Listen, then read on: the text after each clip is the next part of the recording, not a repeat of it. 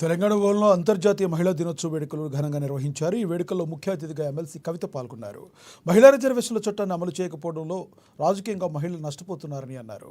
మహిళా రిజర్వేషన్ చట్టాన్ని జనగణనతో ముడిపెట్టిన కేంద్రం ఇప్పటికీ అమలు చేయడం లేదని ఆరోపణ చేశారు. మహిళా రిజర్వేషన్లు అమలు కానందున వల్ల మహారాష్ట్ర, ఢిల్లీ, హర్యానా వంటి ఎన్నికలు జరిగిన రాష్ట్రాల్లో మహిళలు తీవ్రంగా నష్టపోయారన్నారు. జనగణనకు బడ్జెట్లో ఎందుకు నిధులు పెట్టలేదని ఆమె ప్రశ్నించారు.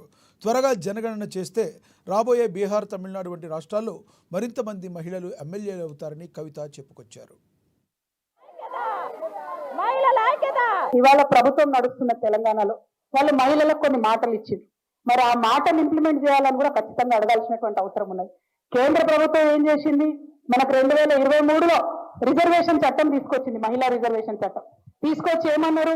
ఇంప్లిమెంట్ చేస్తామన్నారు. కానీ దాన్ని దేంతో ముడిపెట్టిరు? జనగణనతో ముడిపెట్టిరు. అంటే జనగణన చేసేంత వరకు మహిళా బిల్లు రాదు. రాకపోవడం వల్ల ఏం జరిగింది? ఇవాళ మహారాష్ట్రలో ఎన్నికలైనవి, అక్కడ ఎమ్మెల్యేలు కాకుండా మహిళలు ఆగిపోయింది. ఢిల్లీలో ఎన్నికలైనవి, అక్కడ మహిళలకు రిజర్వేషన్ వర్తించలేదు. హర్యానాలో ఎన్నికలైన, అక్కడ మహిళా రిజర్వేషన్ వర్తించలేదు. నేను కేంద్ర ప్రభుత్వాన్ని ఈరోజు డిమాండ్ చేస్తా ఉన్నాను, మీరు ఈ బడ్జెట్ లో ఎందుకు డబ్బులు పెట్టలేదు? తొందరగా జనగణన చేయండి. మీరు జనగణన వేస్తే ఇప్పుడు రాబోయే బీహార్ ఎన్నికలలో మహిళలు ఎమ్మెల్యేలు అవుతారు. రాబోయే